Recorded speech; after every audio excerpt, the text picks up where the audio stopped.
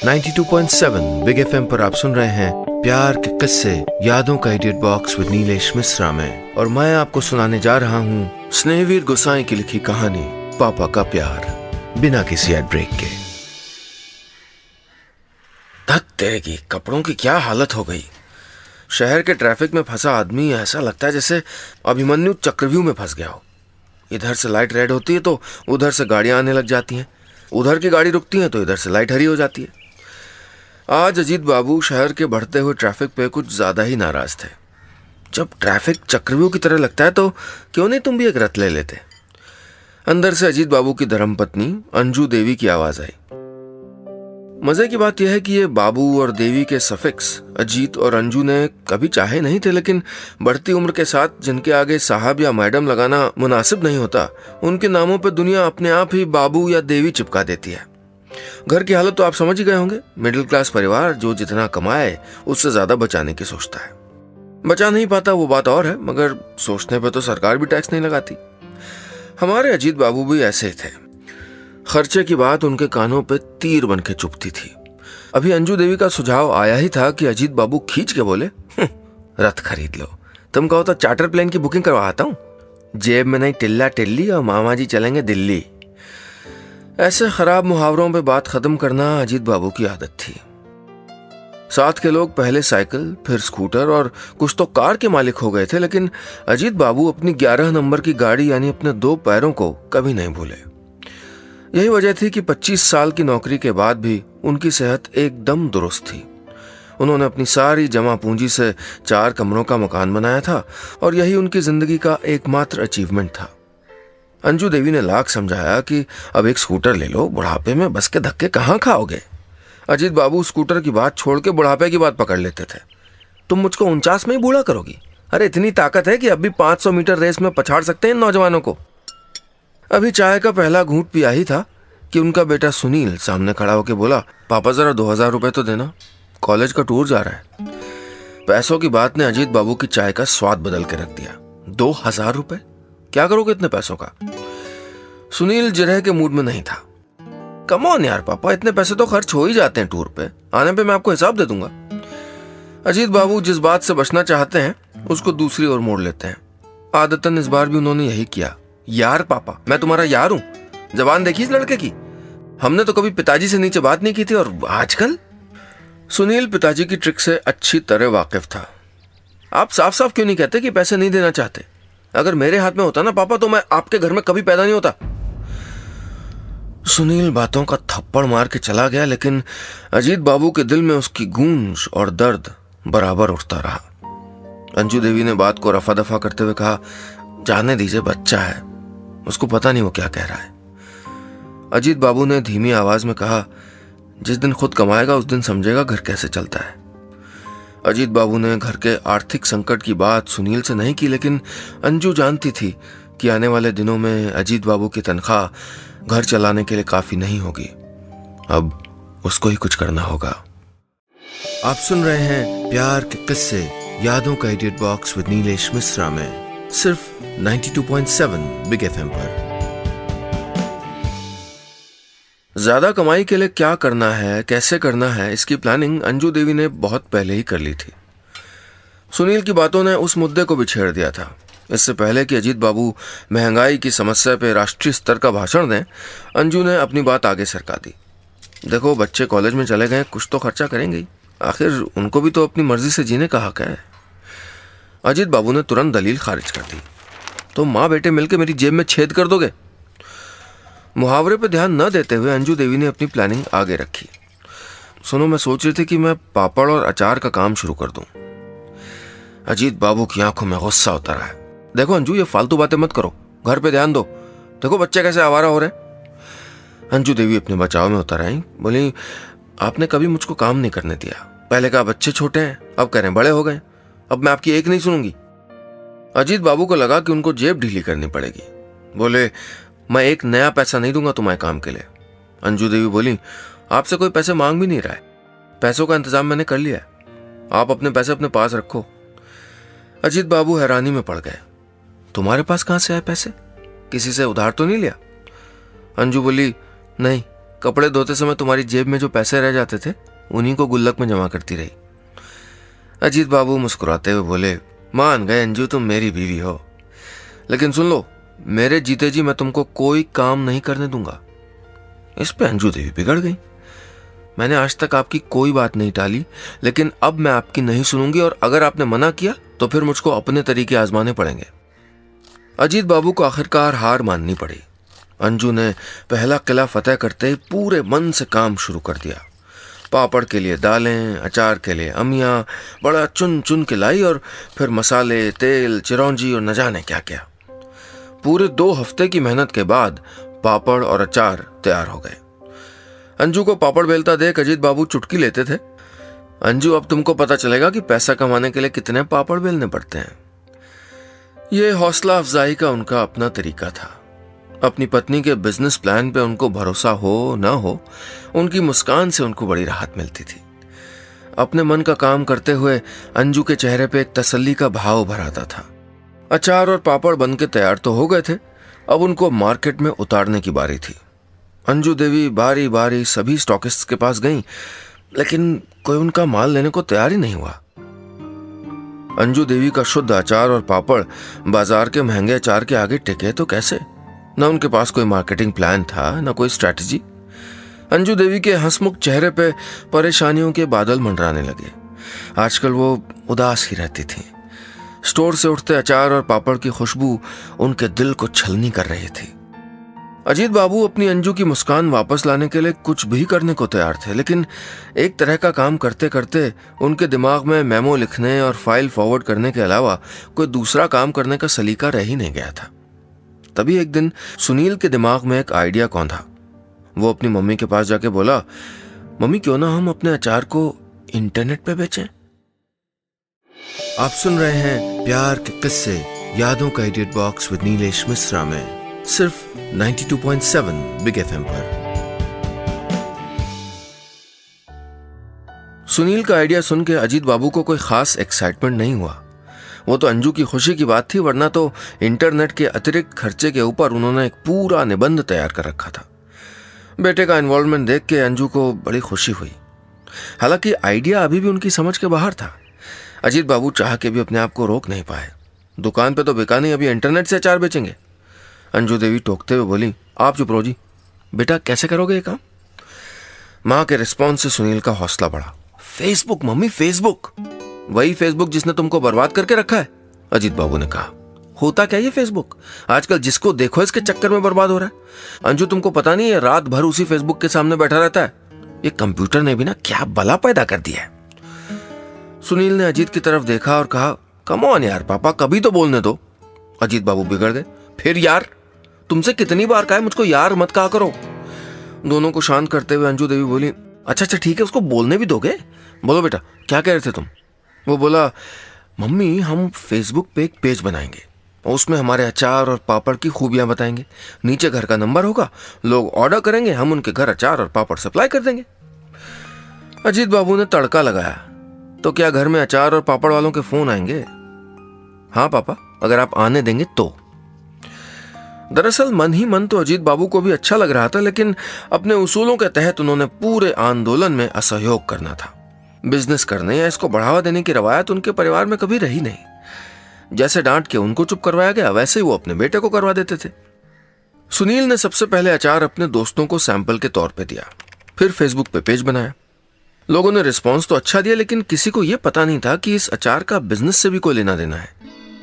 सबके सब मां के अचार को फॉर ग्रांटेड लेके चाट गए। सुनील अपने फोन से, लैपटॉप से, डेस्कटॉप से सबसे फेसबुक पेज पे आए लाइक चेक करता था, लेकिन वो नंबर था कि आगे बढ़ने का नाम ही नहीं ले रहा था। एक दिन अचार में तेल डालने के कारण अजीत बाबू की चाय जरा सा लेट हो गई। बस फिर क्या था, वो नाराज होके बोले, किस लिए बना रही हो अचार? अब तक एक ऑर्डर तो आया नहीं है। स्टोर में रख लो, अपने पोतों को खिलाना है अचार।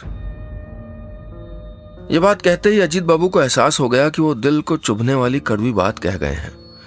चाय लाते वक्त उन्होंने अंजू देवी की गीली आंखें देखी तो उनका अफसोस 4 गुना बढ़ गया। अंजू देवी की उम्मीदें धीरे धीरे डूबने लगी थीं। उन्होंने तो ये सोच भी लिया था कि बने हुए 22 किलो अचार को कहां कहां बांटना है, लेकिन घर में एक आदमी था जो अब तक होपलेस नहीं हुआ था। वो था उनका बेटा सुनील। दरअसल 2 दिन पहले वो अचार के कुछ डब्बे सैंपल के तौर पे कुछ रेस्टोरेंट्स में बांट आया था। उसको उम्मीद थी कि कोई न कोई रिस्पॉन्स तो जरूर आएगा, लेकिन कोई फायदा नहीं हुआ। अचार की इस दुकानदारी से बुरी तरह खींचे अजीत बाबू उस शाम सैर पे जाने के लिए तैयार हुए ही थे कि दरवाजे पे खड़े एक आदमी ने उनसे पूछा, जी ये फूलपुर अचार यहीं मिलता है? आप सुन रहे हैं प्यार के किस्से यादों का idiot box with Nilesh Mishra में, सिर्फ 92.7 बिग एफएम पर। अजीत बाबू को यह देख के कतई अच्छा नहीं लगा कि उनकी मर्जी के बगैर कैसे उनका घर अचार की दुकान में तब्दील हो रहा है।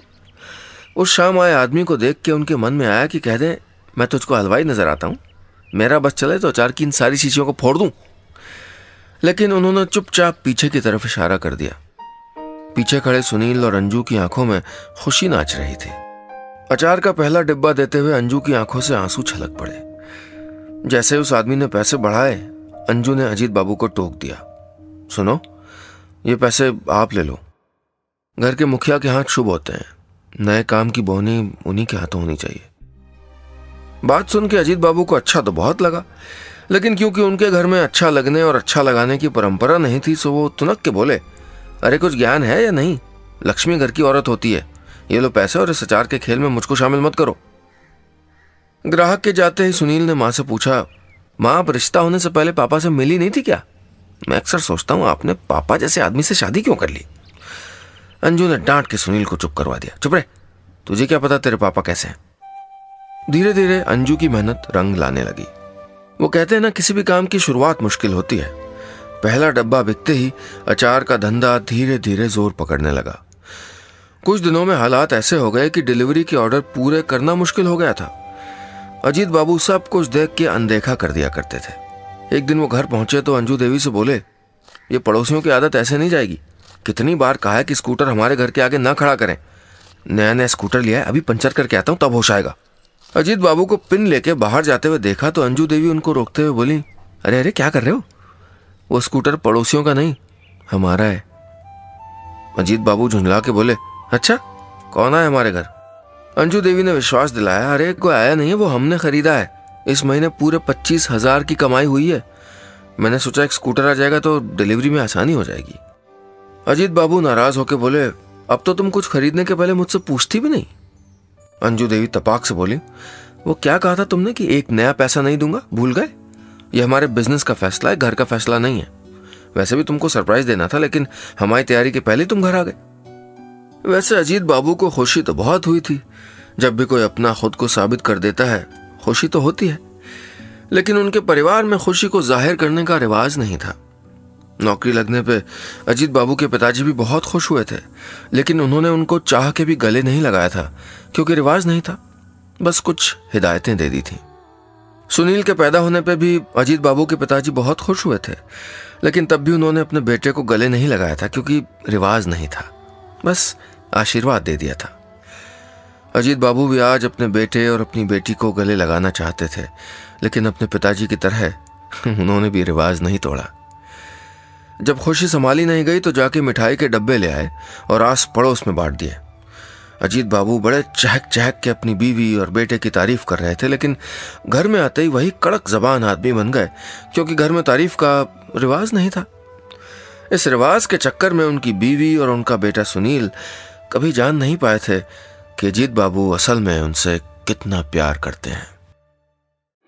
आप सुन रहे हैं प्यार के किस्से यादों का idiot box with Nilesh Mishra में, सिर्फ 92.7 बिग एफएम पर।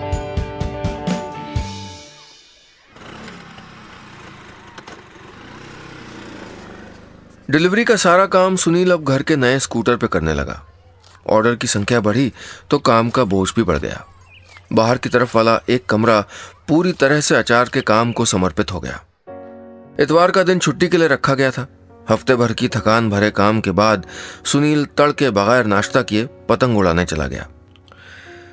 शहर में खुली जमीन की कमी ने पतंगबाजों को घरों की छतों तक ही सीमित कर दिया था। अंजू देवी हफ्ते भर काम करके संडे के दिन छत पे अजीत बाबू के साथ बैठती थी। एक इतवार उनका बड़ा मन हुआ कि अजीत बाबू उनको कहीं घुमा लाएं। उन्होंने बातों में एक्स्ट्रा शक्कर घोलते हुए कहा, सुनिए आज कहीं घूमने का मन हो रहा है, चलिए स्कूटर से पुरानी झील तक घूम आते हैं। अजीत बाबू अखबार से सर उठा के बोले, तुम्हारा दिमाग खराब है क्या? इस बुढ़ापे में घूमने का शौक चल रहा है? अरे एक दिन तो मिलता है तसल्ली से अखबार पढ़ने के लिए, उस दिन भी ट्रैफिक में झोंक दो मुझको। अंजू देवी की मुराद मन ही में डूब गई। तभी उन्होंने देखा कि सुनील बगैर दीवार वाली छत पे खड़ा होकर पतंग उड़ा रहा है।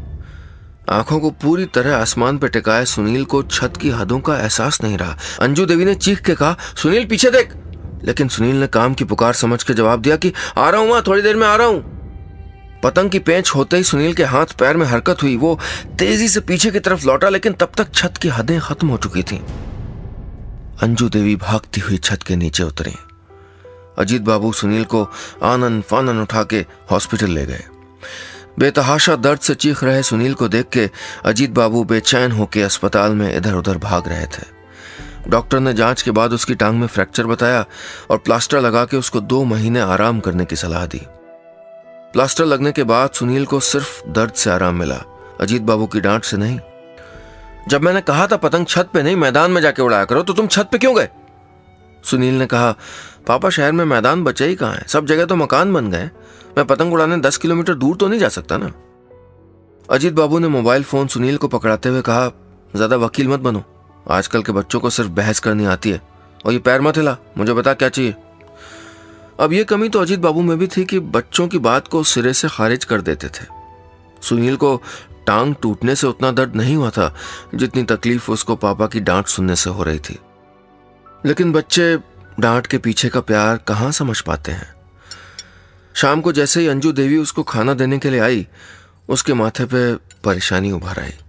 उसने थाली हाथ में लेते हुए कहा, मां अब अचार की डिलीवरी करने कौन जाएगा? मां ने मुस्कुराते हुए कहा, तू चिंता मत कर, बस अभी पैर को आराम दे, डिलीवरी करने में खुद जाऊंगी। सुनील ने मां की तरफ देखा और कहा, आप स्कूटर चला के?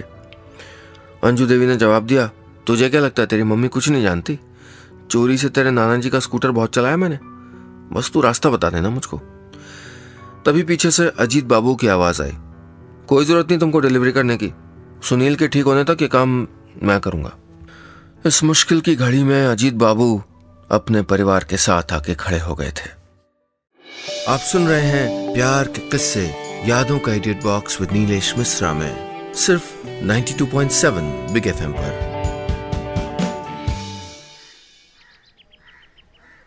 अजीत बाबू सिर्फ वादा करने वालों में से नहीं थे, वादा निभाने वालों में से भी थे।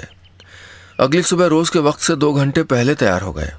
अचार के डब्बों पे लगी पते की पर्चियों के साथ साथ अंजू देवी ने उनको स्कूटर की चाबी थमाई। चाबी वापस करते हुए अजीत बाबू बोले, इसकी जरूरत नहीं, मैं बस से चला जाऊंगा। अंजू देवी जिद करते हुए बोली, अरे ले जाओ, जल्दी पहुंच जाओगे, वरना ऑफिस पहुंचते पहुंचते 12 बज जाएंगे। अजीत बाबू ने फिर से इनकार कर दिया, अरे कहा ना नहीं चाहिए। अंजू देवी को गुस्सा आ गया, ये हमारी कमाई है, इसलिए नहीं चलाना चाहते ना आप, लाइए डब्बे वापस कीजिए, मैं खुद ले जाऊंगी। अंजू देवी को बिगड़ते देख अजीत बाबू पिघल गए। वो बात वो नहीं जो तुम समझ रही हो, तो बात क्या है? अजीत बाबू ने लड़खड़ाती हुई जुबान में कहा, मुझको स्कूटर चलाना आता नहीं है, बचपन में साइकिल से गिर गया था, उसके बाद कभी न साइकिल चलाई न स्कूटर। अंजू देवी की हंसी छूट पड़ी, तभी मैं सोचूं आप कभी मुझको स्कूटर पर घुमाने क्यों नहीं ले गए। ये बात अजीत बाबू को कतई अच्छी नहीं लगी।